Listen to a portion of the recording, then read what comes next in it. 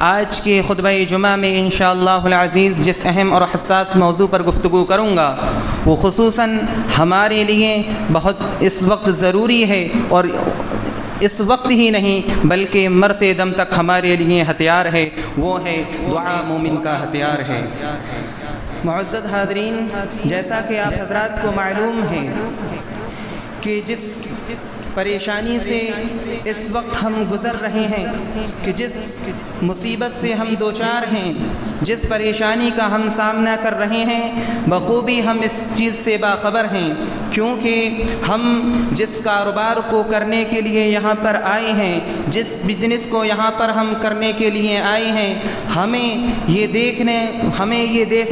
ہمیں دیکھنا پڑ رہا ہے کہ طرح طرح کی مصیبتیں ہمارے سامنے لاحق ہیں، طرح طرح کی پریشانیاں ہمارے سامنے آ رہی ہیں، مصیبتیں آ رہی ہیں۔ اس میں اب ہمیں کیا رول ادا کرنا ہے؟ لاکھ ہمارے سامنے رکاوٹیں کوئی دوسرے لوگ بنیں، ہمارے کام میں لاکھ رکاوٹیں پریشانیاں لائیں، لیکن ہمیں اس وقت کیا رول ادا کرنا ہے؟ وہ ہے ہماری دعا، وہ ہے ہمارا ہتھیار، ہماری دعا۔ ہم اللہ رب العالمین سے لو لگا کر اپنی پریشانیوں کو حل کریں، اللہ رب العالمین سے لو لگا کر اللہ رب العالمین کو یاد کر کے اپنی پریشانیوں کو دور کرائیں، کیونکہ وہی اکیلا تنہا مالک، اکیلا مستحق رب ہے کہ جو ہماری ہر پریشانیوں کو دور کر سکتا ہے۔ وہی اللہ رب العالمین ہے جو ہمیں مصیبتوں سے دور کر کے آسانیوں میں لا سکتا ہے۔ وہی اکیلا ہمارا تنہا رب ہے کہ جو ہمیں مصیبتوں سے دور کر کے امن و سکون کی زندگی میں ہمیں لا سکتا ہے۔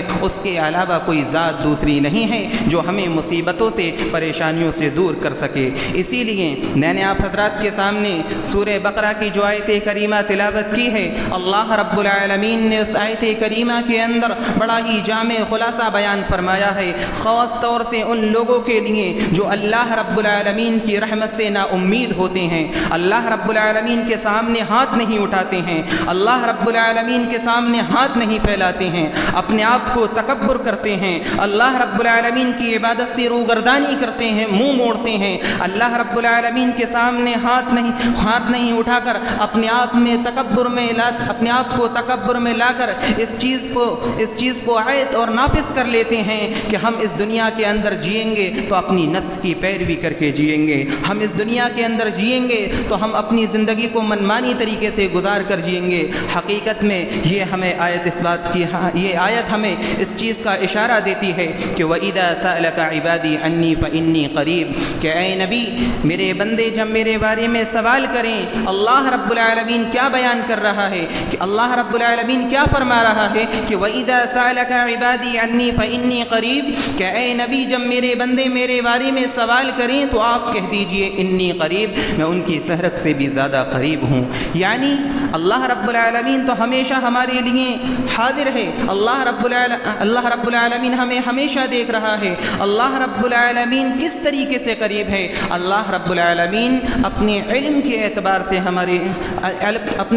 اعتبار سے قریب ہے، اور اللہ رب العالمین نے فرمایا اجیب دعوت الداعی اذا دعانی فلیستجیبوا لی، جب بندہ مجھے پکارتا ہے، جب بندہ مجھے یاد کرتا ہے، جب بندہ میرے سامنے اپنی ضروریات کو سامنے رکھ کر مجھے یاد کرتا ہے، اللہ رب العالمین اس کی پکار کو سنتا ہے، اللہ رب العالمین اس کی مدد کرتا ہے، اللہ رب العالمین اس کی دعاؤں کو قبول کرتا ہے۔ لیکن اللہ رب العالمین نے اس کے آگے کیا فرمایا؟ اجیب دعوت الداعی اذا دعانی فلیستجیبوا لی ولیؤمنوا بی لعلہم یرشدون۔ شرط یہ ہے کہ بندہ میری بات مانے، بندہ میری عبادت کرے، بندہ میرے بتائے ہوئے راستے پر چلے، بندہ میرے بتائے ہوئے طریقے پر چلے اور اپنی اللہ رب العالمین کے فرمان پر عمل کرتا رہے۔ اگر بندہ ایسا کرے گا اللہ رب العالمین اس بندے کی دعا کو قبول کرے گا، اور اگر بندہ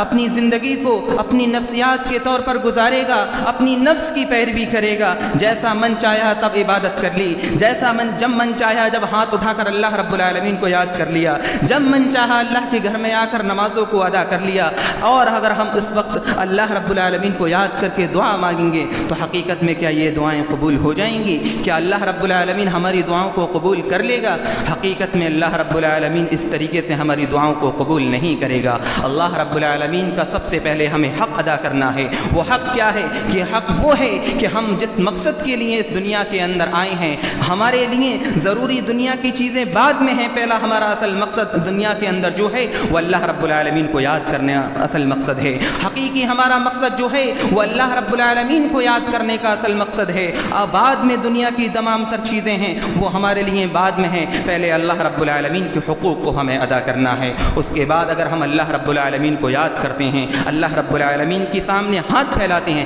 اللہ رب العالمین کسی بندے کو محروم نہیں کرے گا۔ اور انسان یہ جان لے کہ جو بندہ اللہ رب العالمین کے سامنے ہاتھ پھیلا رہا ہے اور اللہ رب العالمین سے جو مانگ رہا ہے، اس کے دل کے اندر یہ ہونا چاہیے کہ میں جس کے سامنے ہاتھ پھیلا رہا ہوں وہ کوئی معمولی شخصیت نہیں ہے، وہ معمولی چیز نہیں ہے، بلکہ میرا خالق حقیقی، میرا مالک حقیقی رب العالمین ہے۔ وہ رب العالمین وہ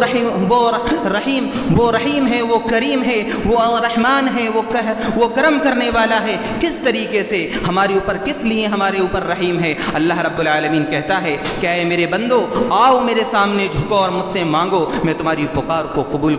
پکار کو سنوں گا، تمہاری دعاؤں کو قبول کروں گا، تمہاری مغفرت کروں گا۔ آؤ میرے سامنے ہاتھ پھیلا کر گڑ گڑاؤ، رو، اگر تم مجھ سے گڑ گڑاؤ گے تمہاری دعاؤں کو قبول کروں گا۔ جو اللہ رب العالمین ہم اتنے بڑے گناہ گاروں کو یہ فرما رہا ہے کہ آ کر میرے سامنے ہاتھ پھیلا کر بخشش طلب کر لو، میں تمہاری دعاؤں کو قبول کروں گا۔ لیکن نادانی ہے آج کے اس خصوصاً معاشرے کے اندر، خصوصاً اس دور کے اندر، کہ انسان دوسروں پہ امید ہو تو زیادہ، لیکن اللہ رب العالمین پر کوئی امید نہیں ہے۔ انسان دوسروں سے امید تو اتنی رکھتا ہے کہ اس کے سامنے جائے گا تو ایسے گڑ گڑائے گا، ایسی باتیں بنا کر پیش کرے گا کہ وہی ہمارا سب کچھ ہے، وہی ہماری ہر پریشانی کو دور کرنے والا ہے۔ لیکن جو حقیقی مالک ہے، جو اللہ رب العالمین ہے، اس کے سامنے ہمیں توفیق تک نہیں ہوتی، اس کے سامنے ہمیں ہاتھ اٹھانے کی توفیق تک نہیں ہوتی۔ یاد رکھیے اللہ رب العالمین نے کیا فرمایا آگے، وقال ربکم ادعونی استجب لکم ان الذین یستکبرون عن عبادتہ سیدخلون جہنم داخرین۔ اللہ رب العالمین نے فرمایا کہ اللہ رب العالمین نے یہ اعلان کر دیا ہے کہ مجھ سے تم دعا کرو، میں تمہاری دعاؤں کو قبول کروں گا۔ اور اللہ رب العالمین نے فرمایا کہ جو میری عبادت سے روگردانی کرے گا، جو میری عبادت سے منہ پھیرے گا، سیدخلون جہنم داخرین، اس کو ہم جہنم کے اندر ذلیل کر کے ڈالیں گے۔ اب اس آیت کریمہ کا ذرا میں خلاصہ یہ کر دوں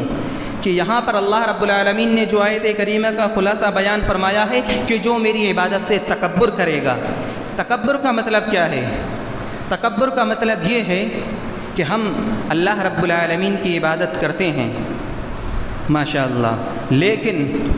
جب ہم کوئی خوشی کے عالم میں آتے ہیں، ہمارا مثلا کاروبار چلنے لگا، ہم بزی ہو جائیں، ہم مصروف ہو جائیں اپنے کاروبار میں، ہماری گاڑیاں آنے لگیں، لوڈ ہو کر جانے لگیں، اس وقت ہمیں رات میں فکر رہتی ہے اپنے بزنس کی، دن میں فکر رہتی ہے بزنس کی۔ اگر اس دور میں، اس عالم میں، اس کنڈیشن میں اور اس ماحول میں اگر ہمیں نماز کا وقت ہو جاتا ہے، اگر ہم اس وقت میں ہمارا نماز کا ٹائم آ جاتا ہے، اگر ہم اس نماز کو ترجیح نہ دے کر اپنے کاروبار میں یہ ترجیح دیں کہ میرا کسٹمر آ جائے، ہمارا رب، ہم اللہ رب العالمین کا بلاوا آ رہا ہے، اس کو بعد میں ہم طلب کر دیتے ہیں، اللہ اس کو انکار کر دیتے ہیں، لیکن ہم یہ طلب کرتے ہیں کہ ہمارا کوئی کسٹمر آ جائے اور ہم اپنے کام میں سکسیس ہو جائیں، کامیاب ہو جائیں۔ ہم اس چیز کو کامیابی سمجھ کر انکار کر دیتے ہیں، کس چیز کو؟ نماز کو انکار کر دیتے ہیں۔ حقیقت میں انسان تکبر اسی لیے کرتا ہے کہ ہم کل پڑھ لیں گے، بعد میں پڑھ لیں گے، ٹائم نکل جائے گا، ٹائم نکلنے کے بعد نماز کو ادا کر لیں گے۔ جو انسان ایسا کرے گا حقیقت میں وہ تکبر کر رہا ہے، اور اللہ رب العالمین نے فرمایا کہ ایسے شخص کو ہم ذلیل کر کے جہنم کے اندر ڈالیں گے۔ اب اس کے بعد اسی خلاصے کو آگے لے کر چلتا ہوں، کس لیے کہ یہ دعا ہمارے لیے، مومن کے لیے ہتھیار کیوں ہیں؟ ہتھیار اس لیے ہیں کہ مومن کا ایمان بہت مضبوط ہوا کرتا ہے، مومن کا ایمان اتنا مضبوط ہوتا ہے اس کے سامنے پہاڑ جیسی پریشانیاں کیوں نہ لاحق ہو جائیں، اس کے سامنے پہاڑ جیسی مصیبتیں کیوں نہ لاحق ہو جائیں، وہ یہ سمجھتا ہے کہ اگر میں اللہ کے صحیح راستے پر چل رہا ہوں، اللہ کے دین کے صحیح راستے کو اختیار کر رہا ہوں، اور میں اللہ رب العالمین کے حقوق کو ادا کر رہا ہوں، حقوق اللہ جو ہے یعنی اللہ کے جو حق ہیں اس کو پابندی کے ساتھ ادا کر رہا ہوں، اگر میرے سامنے اس کے باوجود بھی مصیبت آ رہی ہے، پریشانی آ رہی ہے، تو یاد رکھ لے کہ وہ بندہ اللہ رب العالمین کا محبوب بندہ ہے، اللہ رب العالمین اس بندے کو آزما رہا ہے، اللہ رب العالمین اس کے ایمان کو چیک کرنا چاہتا ہے کہ میرے بندے کا ایمان کتنا مضبوط ہے، کہیں میرے بندے کا ایمان ڈگمگا تو نہیں رہا ہے، اس لیے اللہ رب العالمین اپنی آزمائش میں ڈالتا ہے۔ اسی لیے اللہ رب العالمین نے آگے فرمایا وَلَنَبْلُوَنَّكُمْ بِشَيْءٍ مِّنَ الْخَوْفِ وَالْجُوعِ وَنَقْصٍ مِّنَ الْأَمْوَالِ وَالْأَنفُسِ وَالثَّمَرَاتِ وَبَشِّرِ الصَّابِرِينَ، ہم تمہیں بھوک کے ذریعے سے، پیاس کے ذریعے سے، مال کی کمی سے، بھوک کے ذریعے سے، بیماری کے ذریعے سے، ہر طرح سے تمہیں آزمائیں گے، اور اس طریقے ہم تمہیں آزمانا اس لیے چاہیں گے، ہم دیکھنا چاہیں گے کہ تمہارا ایمان کتنا مضبوط ہے، تمہارے ایمان کے اندر کتنی مضبوطائی ہے، اور جو بندہ مومن ہوتا ہے اگر اس کے سامنے یہ پریشانیاں لاحق ہوتی ہیں وہ صبر کرتا ہے، اور اللہ رب العالمین اس کا اجر اتنا بلند دیتا ہے کہ اس کو آگے چل کے کامیابی کے اتنے اونچے درجے پر فائز کرتا ہے، اگر اس کو دنیا میں اس چیز کا انعام ملے نہ ملے لیکن آخرت میں اس کے لیے جنت کا مستحق ہو جاتا ہے، وہ بندہ آخرت میں جنت کا مستحق ہو جاتا ہے، اللہ رب العالمین اس کو جنت میں داخل کرتا ہے۔ یہ ہے ایک مومن کی علامت، جب بھی اس کے سامنے پریشانی آتی ہے، مصیبتیں آتی ہیں، صبر کرتا ہے، اللہ رب العالمین کو یاد کرتا ہے۔ تو ضرورت اس بات کی ہے کہ جب بھی ہمارے سامنے کسی بھی طرح کی مشکل آ جائے رب العالمین کے سامنے ہاتھ پھیلانا ہے، اللہ رب العالمین سے دعا کرنا ہے، اور انسان کو ہمیشہ اپنے نفس کی طرف غور و فکر کرنا ہے، کہیں میں اپنے نفس کی تو پیروی نہیں کر رہا ہوں، کہیں میں اپنے نفس کی تو پیروی نہیں کر رہا ہوں، کہیں میں اپنے نفس کی تو اطاعت نہیں کر رہا ہوں، کہیں میرا نفس میرے خواہشات کا پابند تو نہیں ہو چکا ہے، جب میرے من میں جیسا چاہا ویسا کر لیا۔ انسان اپنے آپ پر غور و فکر کرے، کہیں میری زندگی گناہوں میں تو صرف نہیں ہو رہی ہے، کہیں میری زندگی گناہوں میں تو آمادہ نہیں ہے، میں نماز بھی پڑھ رہا ہوں، آگے چل کے میں اللہ کو بھول بھی رہا ہوں، گناہ بھی کر رہا ہوں، میں نماز کو تو ادا کرتا ہوں، دعا بھی اللہ سے مانگتا ہوں، اس کے باوجود بھی میری رات کی تنہائیاں گناہوں میں گزر رہی ہیں، میری رات کی تاریکیاں گناہوں میں کالی ہو رہی ہیں، میں کسی دوسرے کے سامنے جاتا ہوں، بد اخلاقی سے پیش آتا ہوں، دوسروں کو ستاتا ہوں، پیٹھ پیچھے چغلخوری کرتا ہوں، یہ تمام تر ایسے گناہ ہیں کہ جس کی وجہ سے انسان کے سامنے مصیبتیں آنا شروع ہو جاتی ہیں، یہ تمام ایسے گناہ ہیں، انسان کبھی اس کو ہلکا نہ سمجھے، انسان یہ نہ سمجھے کہ وقتی طور پر اللہ رب العالمین کو یاد کر لیا، اللہ رب العالمین کی عبادت کر لی، ہاتھ پھیلا لیے، اپنے آپ کو مومن تصور کر لیا، اور اس کے بعد اللہ رب العالمین کو بھول گیا، چند دن عبادت کر کے، چند دن اللہ کو یاد کر کے، اس کے بعد پھر اپنی روش پر آ گیا، پھر اپنے نفس کی پیروی کرنے لگا، پھر اپنی خواہشات پر آمادہ ہو گیا۔ اگر انسان ایسا کرے گا تو جان لیجئے نہ تو وہ دنیا میں کامیاب رہے گا، نہ ہی آخرت میں کامیاب رہے گا۔ تو ضرورت اس بات کی ہے کہ انسان زیادہ سے زیادہ اللہ رب العالمین کو یاد کرے، خاص طور سے یہ موضوع اس لیے چنا ہے کہ ہم جس پریشانی سے اس وقت کوچ رہے ہیں، ذرا ہم اپنا محاسبہ کریں، کہیں ہمارے سامنے یہ پریشانی اس لیے تو نہیں آ رہی ہیں، کہیں ہم گناہوں کے مرتکب تو نہیں ہیں، کہیں ہم گناہوں کا ارتکاب تو نہیں کر رہے ہیں، کہیں ہم گناہوں کا شکار تو نہیں ہو چکے ہیں، کہیں ہم اللہ رب العالمین کو بھول تو نہیں چکے ہیں۔ ہم کاروبار تو کرتے ہیں، ہم اللہ رب العالمین کو بھی یاد کرتے ہیں، لیکن جس طریقے سے ہمیں اللہ کو یاد کرنا چاہیے ویسے ہم یاد نہیں کرتے ہیں، جس طریقے سے اللہ رب العالمین کے سامنے ہاتھ پھیلانا چاہیے ہم اس طریقے سے ہاتھ اللہ رب العالمین کے سامنے نہیں پھیلاتے ہیں۔ یاد رکھیے جب تک ہماری دعائیں قبول نہیں ہوئیں گی، جب تک ہماری دعائیں اللہ رب العالمین کی بارگاہ میں قبول نہیں ہوئیں گی، جب تک ہم دل جمعی کے ساتھ اللہ رب العالمین کی طرف متوجہ ہو کر، اللہ رب العالمین کی طرف لو لگا کر دل جمعی کے ساتھ اللہ رب العالمین سے دعا مانگیں، اور جب ہم دعا مانگیں اور اللہ رب العالمین کے سامنے ہاتھ پھیلائیں، اور جب اللہ رب العالمین سے جو بھی ہم دعا طلب کر رہے ہیں اس میں ہمارے ذہن کے اندر یہ خیال نہیں ہونا چاہیے کہ ہم اللہ رب العالمین کے سامنے بیٹھے ہیں، ہاتھ پھیلا رہے ہیں اللہ رب العالمین کے سامنے، لیکن ہمارا دماغ کہیں اور جا رہا ہے، ہمارا دماغی توازن کہیں اور بھاگ رہا ہے۔ اس کنڈیشن میں ہماری دعا اللہ رب العالمین کی بارگاہ میں قبول نہیں ہوتی ہے۔ دوسری بات بات یہ ہے، بڑی ہی اہم نقطے کی بات ہے، کڑوی لگ سکتی ہے، معاف کیجئے گا، حقیقت میں ہم جس طریقے کا کما رہے ہیں، ہم یہ غور و فکر کریں کس طریقے کا کما رہے ہیں، ہم کیسا کما رہے ہیں، ہم ذرا خود ہم غور و فکر کریں، ہمیں خود اندازہ لگ جائے گا۔ اگر ہم غلط طریقے کا کما رہے ہیں، غلط طریقے سے کما کر اپنے پیٹ میں ڈال رہے ہیں اور اللہ رب العالمین کے سامنے ہاتھ پھیلا کر دعائیں مانگ رہے ہیں، ہماری دعائیں اللہ رب العالمین کی بارگاہ میں قبول نہیں ہوں گی۔ جس مال کو اگر ہم غلط طریقے سے کما رہے ہیں، وہی مال کل قیامت کے لیے ہمارے لیے وبال جان بن جائے گا، یہی مال ہمارے لیے کل قیامت کے دن وبال جان بن جائے گا۔ اسی لیے اللہ رب العالمین نے فرمایا انما اموالکم واولادکم فتنہ، مال اور اولاد تمہارے لیے فتنہ ہے، اس لیے کہ اگر تم اس کو غلط طریقے سے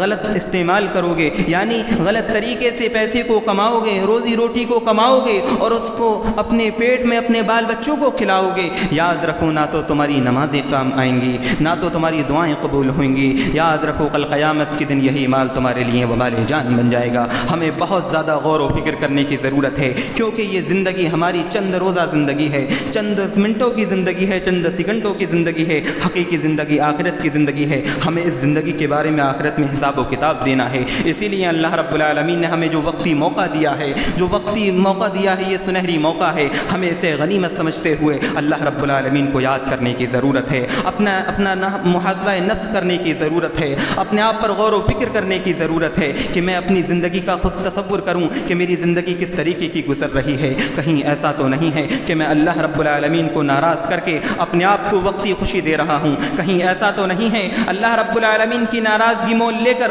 وقتی خوشی طور پر اپنے گھر والوں کو خوش کر رہا ہوں۔ ایسا انسان اگر کرے گا تو جان لیجئے کہ اللہ رب العالمین کی پکڑ اتنی شدید ہے کہ ان بطش ربک لشدید۔ اللہ رب العالمین پہلے مہلت دیتا ہے اور جب اپنی پکڑ میں لیتا ہے تو انسان پھر اللہ رب العالمین کو پکارتا رہے، یاد کرتا رہے، اللہ رب العالمین سے مدد طلب کرتا رہے، لیکن وہ مدد، وہ پکار، وہ دعا کوئی کسی کام کی نہیں ہے، اور وہ پکار اللہ رب العالمین کی بارگاہ میں کسی کام کی نہیں ہے۔ تو اس دن کے آنے سے پہلے ہمیں جو موقع ہے اسے غنیمت سمجھتے ہوئے اپنی زندگی کو اس طریقے سے گزاریں جیسا گزارنے کا اللہ رب العالمین نے ہمیں حکم دیا ہے، اس طریقے سے ہم اپنی زندگی کو گزاریں جیسا اللہ رب العالمین نے ہمیں حکم دیا ہے اور جیسا اللہ کے نبی صلی اللہ علیہ وسلم نے زندگی کو گزارا ہے۔ اگر ہم ویسے زندگی کو گزاریں گے تو جان لو ہم دنیا میں بھی کامیاب رہیں گے اور آخرت میں ہمارا ٹھکانہ جنت کے مستحق ہوئیں گے، جنت میں ہمارا ٹھکانہ ہوگا۔ تو ہمیں ضرورت اس بات کی ہے کہ زیادہ سے زیادہ اپنے گناہوں سے توبہ کریں، اللہ رب العالمین سے استغفار کریں،